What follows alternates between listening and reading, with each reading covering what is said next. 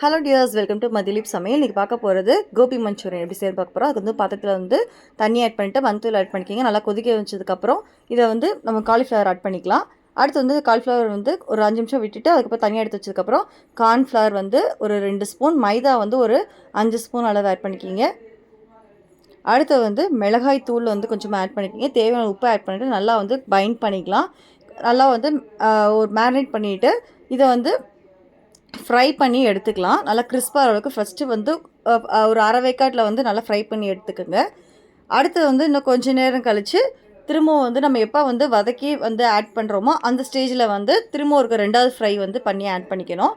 இப்போ வந்து நம்ம வந்து எல்லாம் வந்து பைண்ட் பண்ணியாச்சு. இப்போ வந்து நம்ம ஃப்ரை பண்ண போகிறோம். இப்போ வந்து ஃபஸ்ட்டு ஃப்ரை பண்ணி எடுத்துக்கலாம் நம்ம இதை.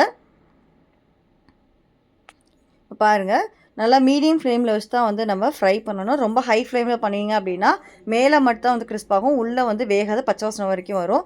அடுத்து வந்து ஒரு பெரிய வெங்காயம், ஒரு பெரிய கேப்சிகம் வந்து கட் பண்ணியிருக்கேன். அடுத்து வந்து இன்னொரு பெரிய வெங்காயம் வந்து க்யூபாக கட் பண்ணிக்கணும். க்ரீன் சில்லி வந்து ஒரு 2 க்ரீன் சில்லி எடுத்துக்கோங்க. பூண்டு வந்து நல்ல பெரிய பல் பூண்டாக வந்து 2 பெரிய பல் பூண்டு எடுத்துக்கோங்க. அடுத்து வந்து இஞ்சி பேஸ்ட் வந்து நல்லா 1 ஸ்பூன் அளவு ஆட் பண்ணிக்கிறேன் நான். இப்போ வந்து நம்ம ஒரு பேனில் வந்து நம்ம ஆயில் ஆட் பண்ணிக்கிங்க. கொஞ்சம் தாராளமாக ஆட் பண்ணிக்கிங்க. நல்லா ஒரு குழிக்கரண்டி அளவு ஆட் பண்ணிக்கணும். அடுத்து வந்து கட் பண்ணிக்க சின்ன வெங்காயமும், பூண்டு, இஞ்சி, பச்சை மிளகாய் இதை வந்து நல்லா வந்து ஆட் பண்ணிக்கிட்டு பச்சை வாசனை போகிற வரைக்கும் நல்லா வந்து நம்ம வதக்கிக்கணும்.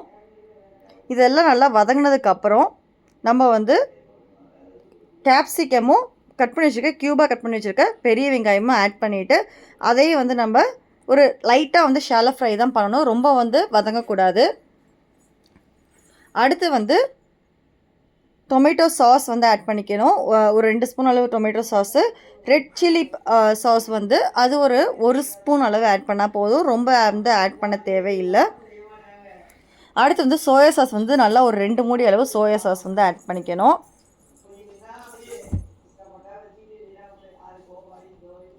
இப்போ தேவை அளவு கொஞ்சமாக தண்ணி ஆட் பண்ணிக்கிங்க. தண்ணி ஆட் பண்ணிவிட்டு நல்லா வந்து கொதி விடுங்க. கொதி விட்டதுக்கப்புறம் சிம்மில் போட்டுருங்க. கார்ன்ஃப்ளவர் மாவு வந்து ஒரு 1.5 ஸ்பூன் அளவு தண்ணியில் கரைச்சி ரெடியாக வச்சுக்கோங்க. அது நல்லா கொதி வந்ததுக்கப்புறம் இதை வந்து கரைச்ச கார்ன்ஃப்ளவர் மாவு வந்து ஆட் பண்ணிக்கிங்க.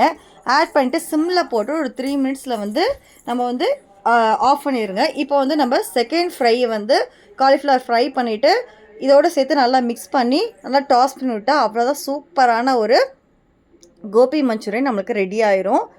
கண்டிப்பாக இதே மெத்தட்லேயே வீட்டை ட்ரை பண்ணி பாருங்கள். ட்ரை பண்ணி பார்த்துட்டு எனக்கு எப்படி இருக்குன்னு சொல்லுங்கள். Thank you so much. பாய்.